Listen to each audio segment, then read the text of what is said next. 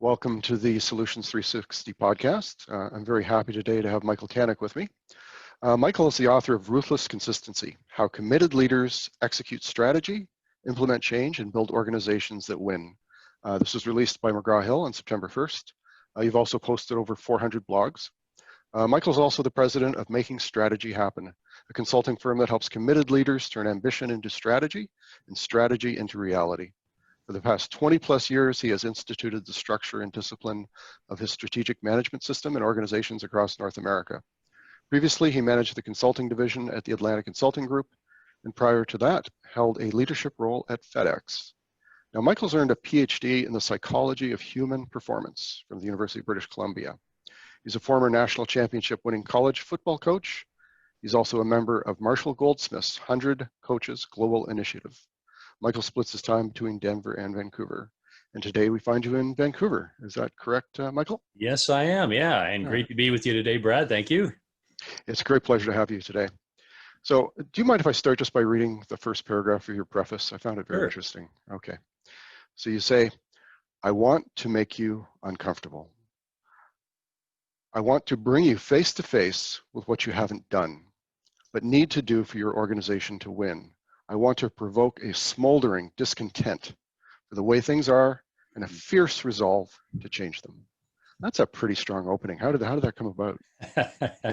Well, the underlying premise of Ruthless Consistency is that leaders, despite good intentions, are not as committed as they need to be.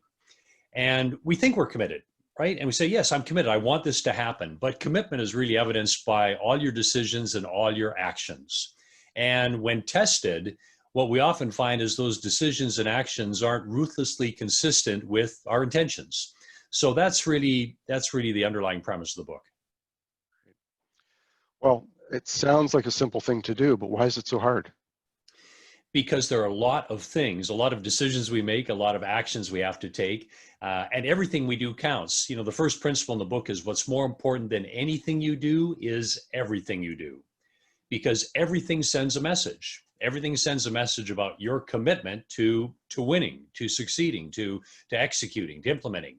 And any single thing misaligned could undermine everything. So, you know, quick example, if you trumpet excellence, but you tolerate, poor performance, well, that sends a message that you're not committed to success. You know, if you point to the moon and say, that's where we have to get to, but you won't, fund the rocket to get there, again, you're sending a mixed message. So everything we do, everything we say, everything we do, everything we don't say and don't do also sends a message. All of the arrows have to be pointed in the right direction. Again, we have to be ruthlessly consistent where everything is aligned with our intentions. One of the things that really struck me is you say to develop the right focus, leaders need to stop strategic planning. That just seems counterintuitive to everything we've heard. Can you explain that? Yeah, it does. Yeah. The thing is, I think strategic planning has become an exercise with the goal being to create a plan. And people think, well, I need to have a strategic plan. So therefore, I need to do strategic planning. Well, the fact is, most of those strategic plans, once they're created, either collect dust or go off the rails. And the failure rates for strategic planning have been documented to be, in the range of like 70 to 90% strategic plans that don't get executed. So the point is we need to put an end to the strategic planning charade. Planning puts the focus on the wrong thing. It's not about planning, it's about execution. So I prefer the term strategic management. And it's a process, not an event. It's not we have this event to create a plan. It's a process by which we manage our organizations, an ongoing, a cyclical process, and it has to be managed. So the strategic management process is a different mindset. It reframes our thinking around strategy and execution. Very good, very good. Can you talk a little bit about why leaders need to be coaches as opposed to what we typically think of as being managers in an organization? The prime difference, Brad, is that coaches take responsibility for the performance of their people. Coaches ask themselves, what do I need to do to help my people perform at their best? What do I need to do to, press the right buttons, pull the right levers, create the environment? What do I need to do? And when you think of coaches in sports, imagine that a coach for a hockey game, comes out at the beginning of the game, an NHL game, Team comes on the ice, and then just before the puck is dropped, the coach turns around and goes to the dressing room. Comes back at the end of the game to critique the players and how they performed. Well, unfortunately, that's how many managers manage. They point people in the direction, go back to doing other stuff, and then come back after and critique performance.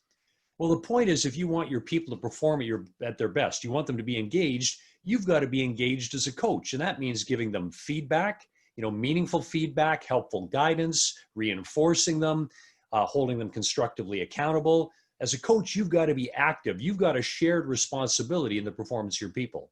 So that's why I think it's a mindset. If we think of managers as coaches, not just managers, it implies there's a more active role. And that's really about the culture of your organization as well, isn't it? A Exactly. culture of coaching. Yeah. Absolutely. Culture. All of this points towards culture, because culture, I think, is an outgrowth of the environment you create and the people you have. So it's something that has to be actively created. And by being a coach, that again creates this expectation, this culture where, there's a shared responsibility for performance. And you talk a lot about commitment in your book, but if I talk to a lot of managers and businesses, I'm willing to bet they will say to me, I'm absolutely committed. What would you say to that? You're absolutely right. And my standard opening to my presentations, I open with a question, say, how committed are you to winning? And, I'll ask people, and either, if I'm in a big group, all the hands will go up, and I say, how many people are a 9 or 10 on a 10-point scale? Most of the hands go up. If I'm in a small group, I'll go around and ask people to say, very committed, totally committed, 100%, all in. Well, the reality is at the front end, everybody says they're all in. By the time we get to the end of the presentation, you see the eyes look down and people are a lot more sheepish. Oh, I'm not as committed as I thought I was or need to be. And that's what I try and, really convey in the book, not in a punitive way, not in a criticizing way, but I hold up a benchmark of what commitment looks like. With examples and practices and processes, this is what true commitment looks like. That's the benchmark. How are you measuring up? And I think most leaders, being honest with themselves, would admit they're not as committed as they need to be or have been in the past. Well, I like what I hear about ruthless consistency, but as a leader, where would I start to become ruthlessly consistent? Look in the mirror, Brad. Okay. Ask yourself, and very honestly, how committed am I to winning? How committed am I, to success? And then look at change initiatives that you've put in place or strategies they've executed. And maybe some of them, haven't been successful, or maybe some have gone off the rails. Why? What could have I done to prevent that? What could have I done to overcome the things that, that caused it to fail? And when we painstakingly look at what our role is in this, then I think we find that there are a lot of things we can do. And again, the book outlines through a model, as a leader, you need to be able to align your people, to equip them, to coach them, to support them, to value them as individuals. All those things have to be aligned, and you have to build the right team. So, the intention of the book is really to outline all the things you need to do to be ruthlessly consistent. And there are a lot of moving parts.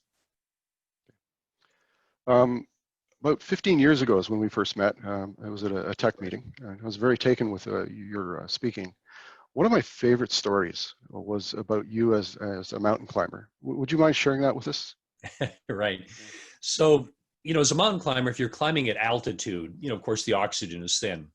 And to give you an idea, climbing at over 20,000 feet in the Andes, we were taking, and we were very fit at the time, we were taking 3 breaths for every step.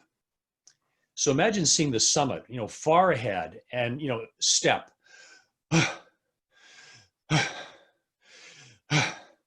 Step. So that's the pace you're going. So when you're climbing at altitude, and your lungs are just, just sucking for air, your legs are searing, you're fatigued. The last thing you want to do is give up hard-won altitude.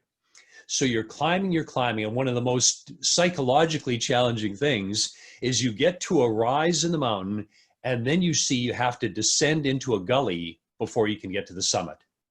Oh, I've got to reclimb. I've got to regain all that altitude. Psychologically, that is tough. But the reality is, the point is, there is no other way to get to the summit. sometimes you have to descend to summit. Well, the same is true in business. We have this illusion sometimes of nice straight line growth. Boy, if only we could grow at 10% a year, every year with no bumps, no hiccups, wouldn't that be wonderful? Well, the reality is sometimes we have to descend into the gullies. What does that mean? Well, maybe we have to make some sacrifices. Maybe we have to give up some product lines that just aren't resonating with the market anymore. Maybe we have to fundamentally change our business model. Maybe we need to make a strategic acquisition.